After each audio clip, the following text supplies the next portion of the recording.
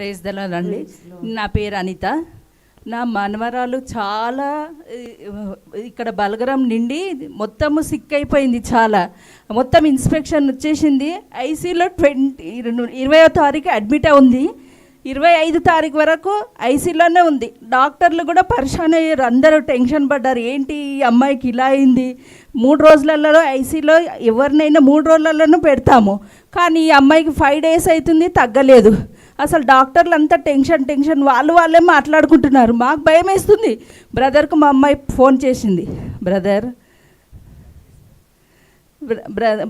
మా అమ్మాయి ఫోన్ చేసింది. బ్రదర్, మా అమ్మాయి పరిస్థితి ఇలా ఉంది, మరి ఎలా బ్రదర్, నాకు మీరే ఇచ్చారు బిడ్డను, మీరే ఆ బిడ్డకు ప్రేయర్ చేయండి అంటే, బ్రదర్ గారు ఎప్పుడు కాల్ చేసినా ప్రేయర్ చేసేది. అమ్మ ఏమి కాదు, మీ బిడ్డ దేవుడు ఇచ్చిన బిడ్డ, మీ బిడ్డకు అంతా మంచిగా అవుతుంది అని నిన్న 20కి అడ్మిట్ చేసాము ఐసీలో.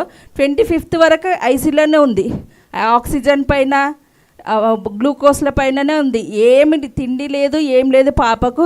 కానీ దేవుడు కృప వల్ల, బ్రదర్ ప్రేయర్ల వల్ల మొన్న రూమ్కు షిఫ్ట్ చేశారు. నిన్న డిశ్చార్జ్ అయిపోయింది. ఇప్పుడు పాప చాలా మంచిగా ఆడుకుంటుంది, మొత్తం కోలుకుంది. డాక్టర్లు కూడా పరేషాను, టెన్షను, అసలు ఏంటి ఈ అమ్మాయి ఇలా ఉన్న అమ్మాయి ఇలా అయింది అంటే